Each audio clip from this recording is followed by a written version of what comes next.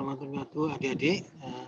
Kita lanjut ke pertemuan ke-12 untuk manajemen kuliah desain pabrik, kimia dan ekonomi di kelas B ini.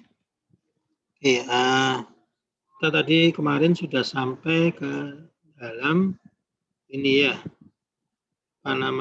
ini ya. Kemarin bagaimana size aggregation ya.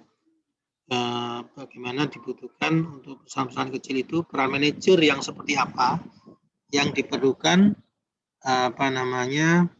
oleh perusahaan yang di skala kecil ya, size of the organization. Nah, ini kemarin kita sudah bahas spokesperson ya, supaya apa?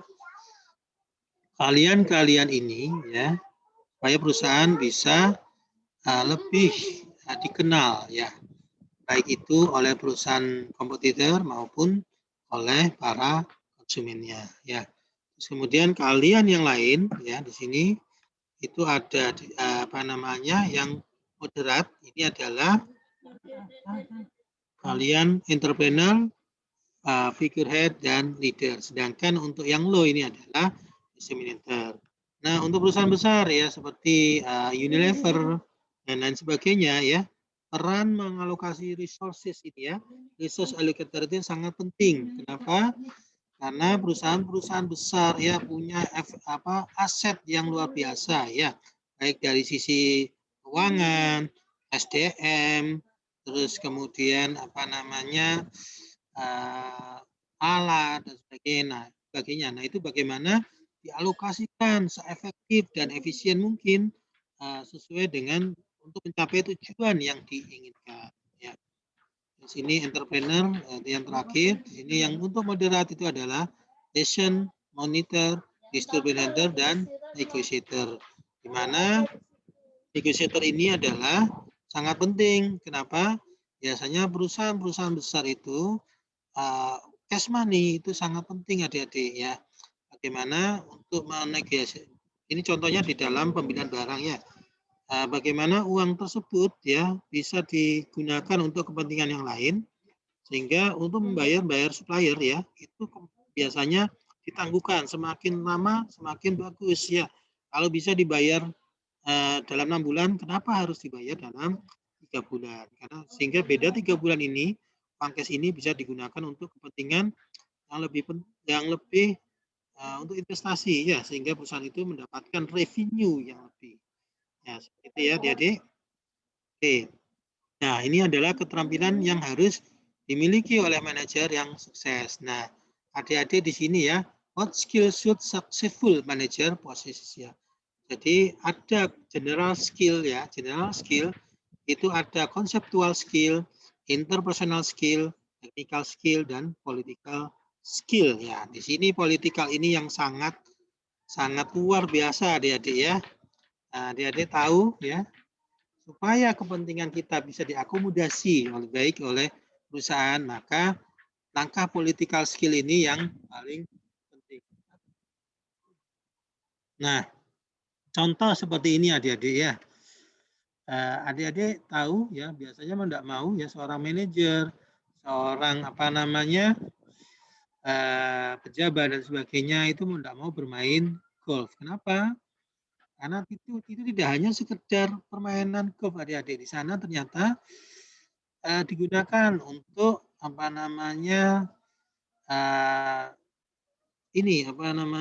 untuk terkait masalah bagaimana membentuk jejaring, bagaimana membicarakan bisnis. Nah, itu ada di sini di political skill-nya. Nah, ini begitu juga pada saat ini ya, pengalaman saya di TransTV adik-adik, kita produser ya, manajer ya, itu diminta untuk membuat program baru.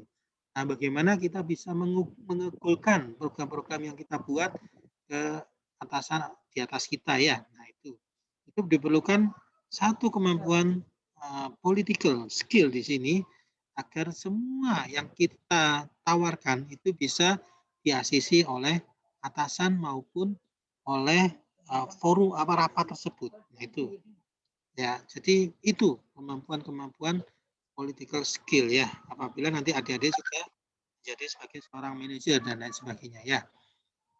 Nah, ini ya kemampuan spesifik ya, tadi general skill di sini, ini ada specific skill ya, controlling the organization, improvement and its resources. Jadi kita itu bisa mengontrol ya organisasi ya, di lingkungan organisasi dan sumber dayanya supaya bisa apa namanya sesuai dengan keinginan kita dan mengarah pada target atau goal yang sudah ditentukan. Ya, itu bagaimana kita bisa mengontrol itu. Itu karena penting adik-adik ya.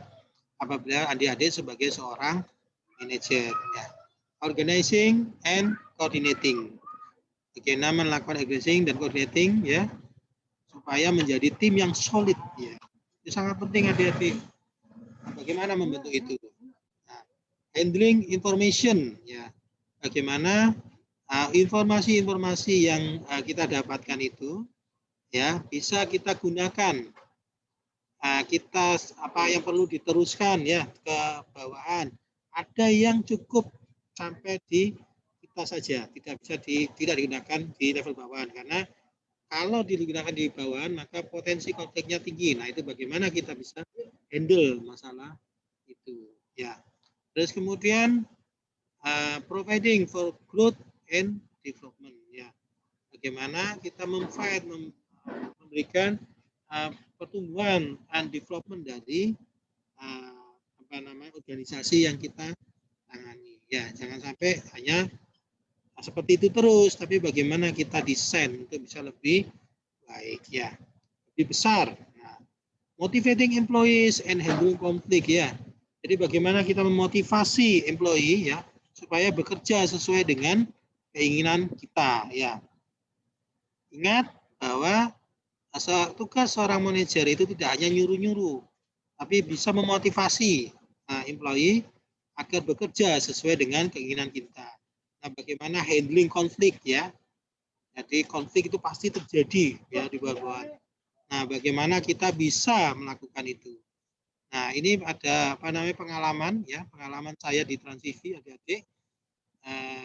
Biasanya setiap hari Rabu ya keluar di AGB Nielsen ya, AGB Nielsen. Ini apa namanya? Survei. Nah, pada saat itu ya saya kebetulan punya bawaan itu introvert ya. Introvert pada saat apa namanya lagi hektiknya ya tiba-tiba apa namanya si introvert ini ribut dengan sebelahnya ya menyebabkan situasi tidak kondusif. Nah, terus kemudian saya panggil, saya bawa ke ruang rapat, saya bicara berdua dengan dia, ada apa? Terus kemudian dia bisa istilahnya menahan diri tidak, ya, kemudian saya ceritakan, bisa tidak, begitu saya jelaskan, saya kasih nasihat, dan dia yakin dia sudah tidak bermasalah lagi, maka saya kembalikan ke tempat duduknya untuk bekerja sesuai apa namanya sesuai dengan tugas yang saya berikan. Seperti itu adik-adik, bagaimana kita bisa menghandling setiap konflik yang terjadi. Ya. Terus yang terakhir ini adalah strategic problem solving. Ya. Bagaimana kita menyiapkan setiap bisa memecahkan problem-problem yang ada ya dengan strategi kita ya, strategi yang misalnya dalam tanda kutip cespleng ya. Nah, ini sangat perlu adik-adik. Jadi pengalaman-pengalaman ini ya.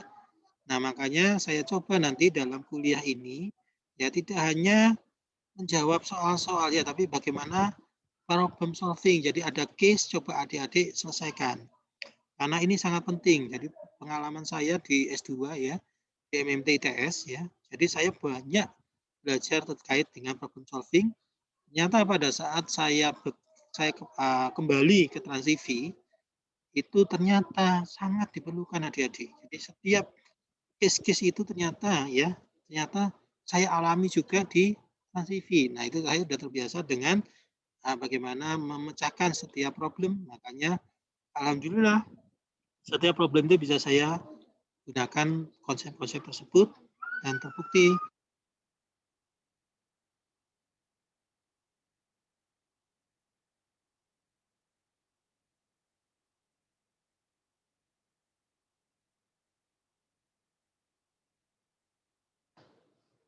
Nah ini saya rasa sudah kita bahas ya adik-adik ya.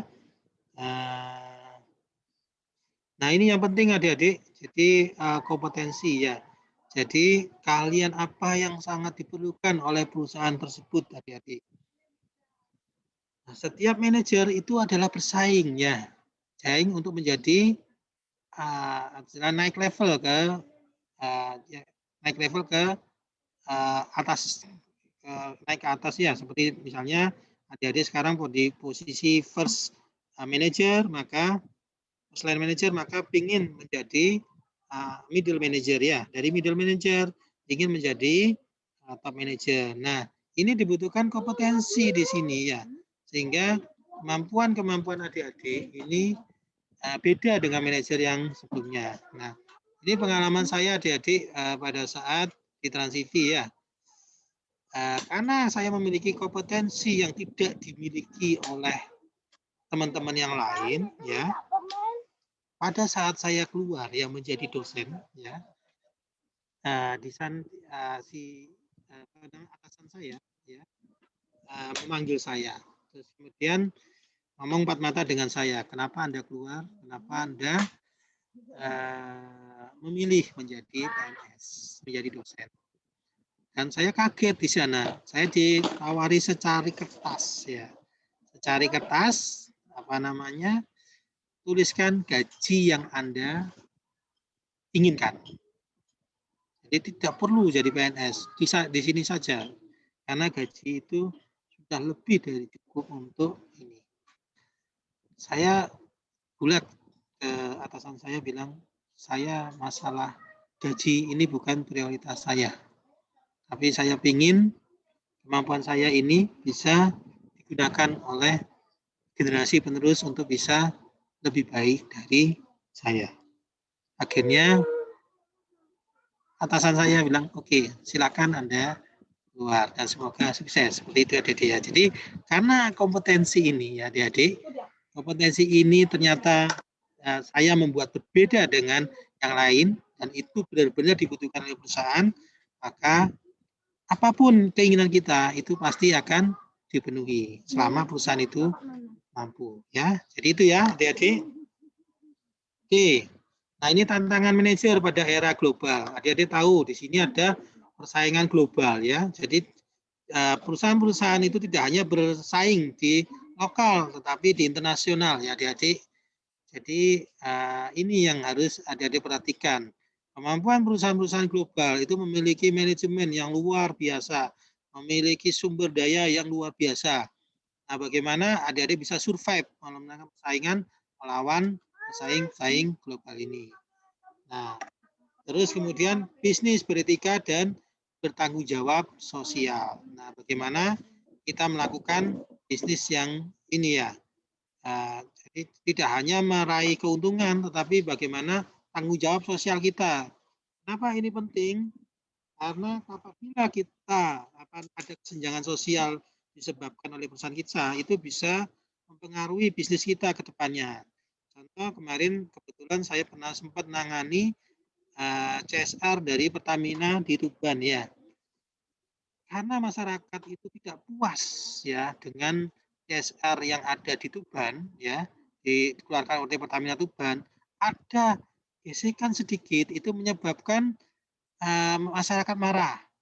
Pada saat itu ada truk Pertamina ya. Truk Pertamina itu apa namanya? Menabrak gaburannya warga.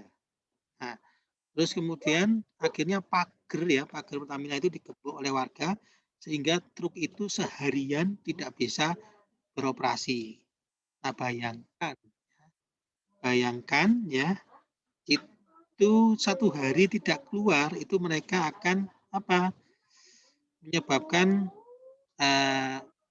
produksi akan terhenti, yaitu kerugian yang besar, kerugian sangat besar dialami oleh perusahaan. Terus manajemen lintas batas dan budaya. Ingat adik-adik, sekarang tidak hanya apa namanya budaya Jawa saja, tapi semua budaya bahkan dari luar negeri. Karena kenapa? Multinasional ya, perubahan internasional itu semua apa namanya budaya ada di situ. Nah, bagaimana manajemen ini bisa lintas batas atau lintas budaya. Nah, yang terakhir adalah penguatan informasi dan teknologi. Ya, adik-adik tahu kasusnya Gojek dengan Bluebird ya. Bayangkan ya, Bluebird ya.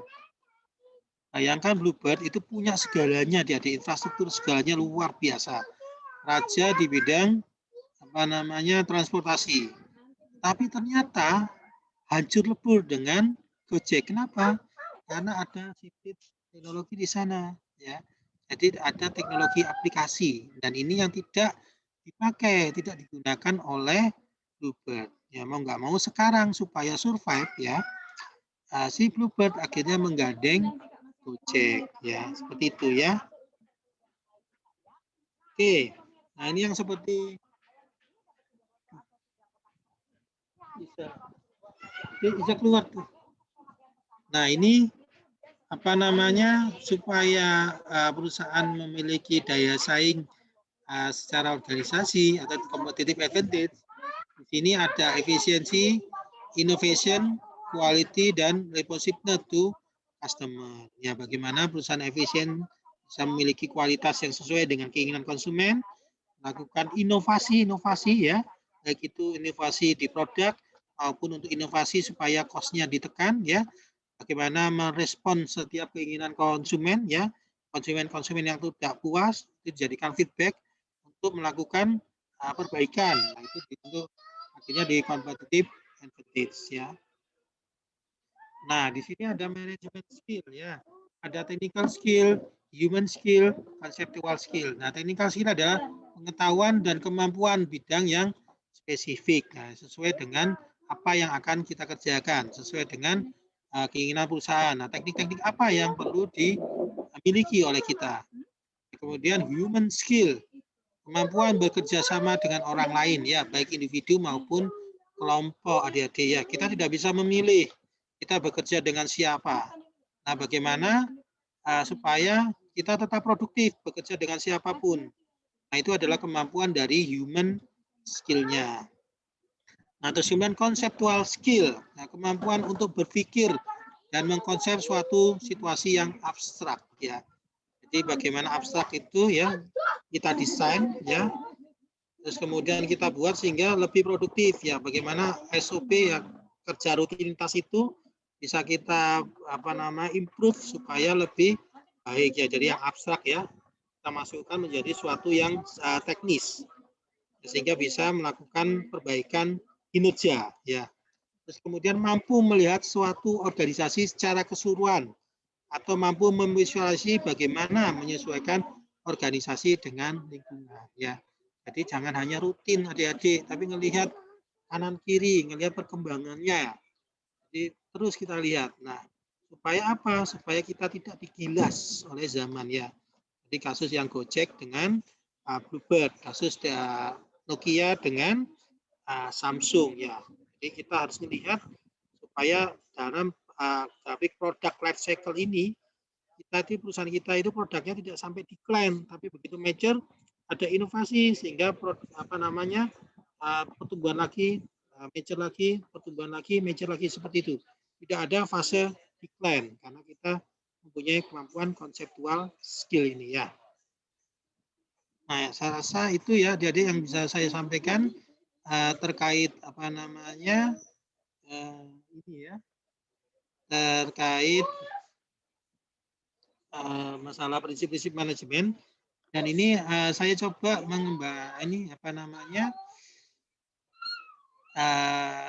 latihan adik-adik ya, latihan suatu manajer di PT Angin Ribut ya harus menghadapi beberapa tantangan yang ada di perusahaannya. Jadi mengejar target produksi mencapai 1 juta ton pada tahun ini. Jadi ada naik 30% ya, produksi naik 30% dan di satu sisi harus menghadapi tuntutan hukum terkait telatnya pembayaran ke supplier ya. Dengan keterbatasan waktu ya hanya 4 bulan, waktu yang dibutuhkan untuk mengejar target produksi dan 2 bulan waktu untuk menghadapi sidang tuntutan supplier. Nah, buat langkah-langkah apa saja yang harus dilakukan manajer tersebut untuk bisa memecahkan dua tantangan tersebut. Nah, perusahaan tersebut harus memiliki 4 divisi, yakni divisi produksi, marketing, HRD, dan legal. Ya, jadi dengan ada permasalahan ini, ya adik-adik, adik-adik harus bawa ke konsep product planning, organizing, actuating, sama controlling ya. Jadi perusahaan ingin produknya itu naik 30% ya dari tahun sebelumnya, tetapi di satu sisi dia memiliki tuntutan hukum terkait dengannya pembayaran supplier. Nah, ini bagaimana caranya bisa memecahkan masalah ini sehingga keinginan perusahaan untuk naik 30% ini tidak terkendala adik-adik dengan adanya tuntutan hukum. Ya, monggo dikerjakan adik-adik per kelompok ya. Dibuat PPT-nya nanti hari Senin, kita tunggu untuk Senin atau Selasa ya. Kita tunggu presentasinya ya adik-adik terkait kasus ini. Saya rasa itu yang bisa saya sampaikan adik-adik. Terima kasih atas perhatiannya. Saya ucapkan Assalamualaikum warahmatullahi wabarakatuh. Tetap sehat ya adik-adik.